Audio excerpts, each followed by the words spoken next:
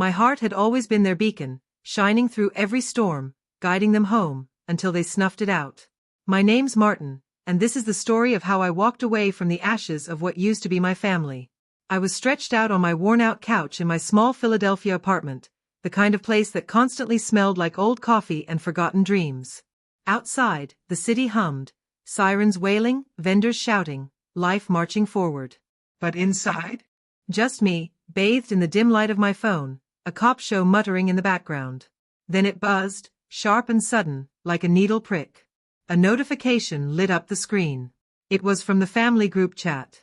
Mom, Dad, my brothers Liam and Owen, my sister Grace, and Uncle Ray. We mostly used it for nonsense. Weekend plans, terrible puns from Dad, Grace's endless plant-based recipes. But this message wasn't light-hearted. It was from Mom. The words hit like a sucker punch to the chest. Christmas is at our place this year. Everyone's invited, except Martin. Just like that. I stared at the screen, breath caught like I'd just inhaled shards of glass. I reread it. Then again. Hoping I'd misunderstood. I hadn't. Right there, in front of everyone, my own mother publicly cut me out of the holiday like I didn't exist. Like I wasn't one of them. Then came the reactions. Liam, thumbs up. Owen, thumbs up. Grace, thumbs up. Uncle Ray, who never shuts up about bass fishing and tailgate beer. He tapped the thumbs up too, like it meant nothing. No one asked what was going on. No one pushed back. No one even pretended to care. Just silence. Cold. Absolute. I started to type something. Deleted it. Tried again. Deleted that too. I wanted to scream, to call them out for stabbing me in the back. I wanted to ask how they could do this. But I didn't. Instead, I typed. Understood. I respect your decision. But you won't be seeing me again. Respect mine. Their response? Laughter. A flood of laughing emojis. Like I was the punchline in some family joke. I tossed the phone onto the cushions. The dull sound barely stirred the air. My chest felt hollow, heavy, more than anger. It was grief. Like mourning a home that never really existed. How did we get here? A month earlier, I'd shown up at Mom's place for our usual Sunday dinner. The house smelled like cinnamon bread and hot cider. I'd been in a good mood. New client at work, new jacket, ready to kick back and laugh with the people who were supposed to know me best. Everyone was there. Liam, Owen, Grace, Uncle Ray. Voices overlapping, glassware clinking. The scene felt familiar. Warm, even. But that changed fast. Dad turned to me, smile tight and sharp as a blade catching sunlight. Martin, he said, we've been working on something. We're all going to Fiji for Christmas. Before I could respond, Grace jumped in, her voice a little too chipper. I found this insane resort. Bungalows right over the ocean, infinity pools everywhere. It's pricey, but it's literal paradise. I blinked, nodding slowly, trying to keep up. That sounds amazing. How much do I need to pitch in? They all laughed, but not kindly. It was a cruel kind of laughter. The kind that creeps under your skin. Uncle Ray leaned closer, his grin oily. Oh, Martin. You're not chipping in. You're footing the entire bill. I froze. What? Mom nodded casual, like she just asked me to grab a loaf of bread. We did the math. For me, your father, Liam, Owen, Grace, and Ray. It comes out to $24,000. 2 weeks. Luxury resort. Spa treatments. Snorkeling. The full experience. I chuckled, assuming it was a joke. But their faces? Hungry. Expectant. Dead serious. You're telling me I'm supposed to pay $24,000 for your vacation? Grace crossed her arms, eyes gleaming. You can afford it, Martin. I've seen your savings app. You've got, what, 14,000 at least? What are you hoarding it for? The air shifted.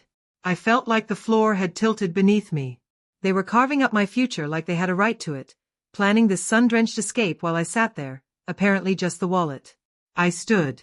My chair screeched against the floorboards. I'm not your ATM, I said, voice low but firm.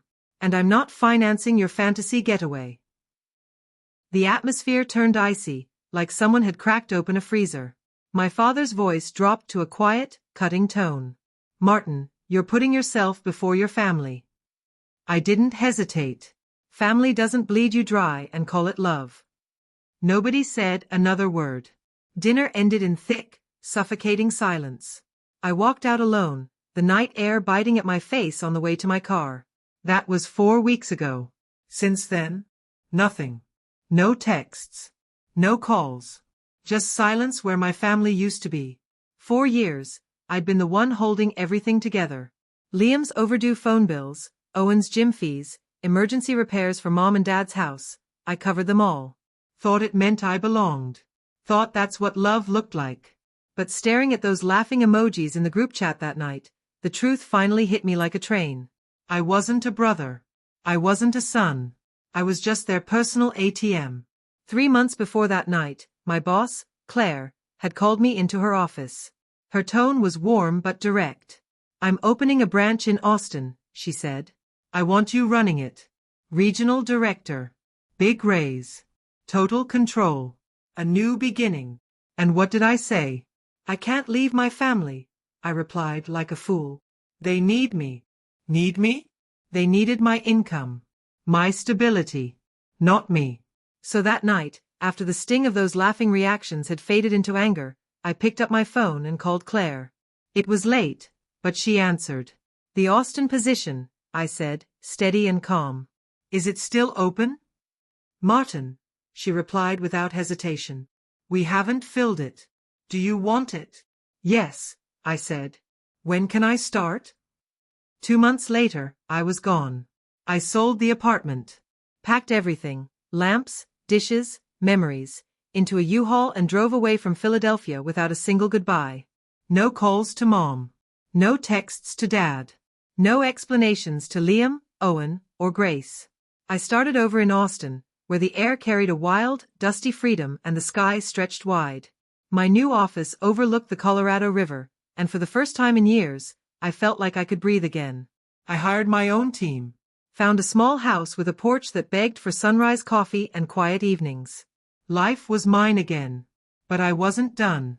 On day 1 as regional director, I opened my bank account. One by one, I cut the wires that had kept me financially chained to them.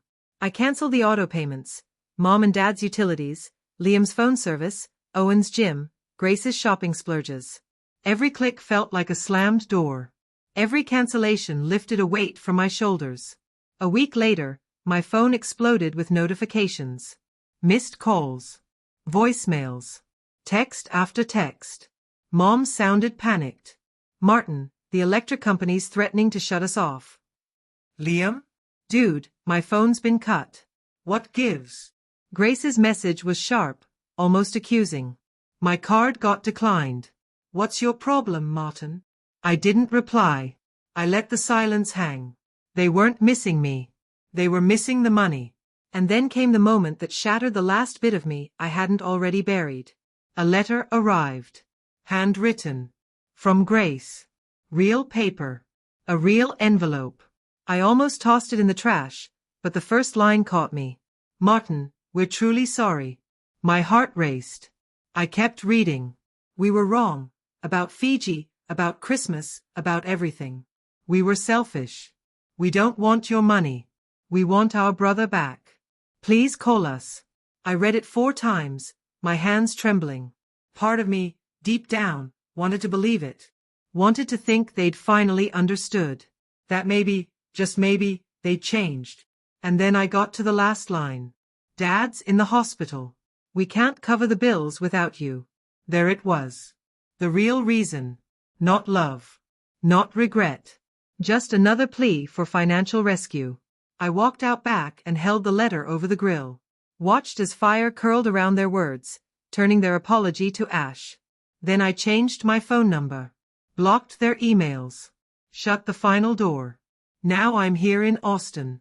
Building a life that belongs to me. My team's thriving. I've made real friends. People who don't expect a single thing except my company. And I'm dating someone who sees me for who I am, not what I earn. My porch is lined with succulents, soaking up the Texas sun.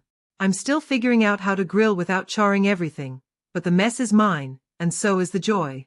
For the first time in forever, I'm not living for anyone else. I'm free. And it feels like surfacing after years underwater. Because family? It's not about blood. It's about heart.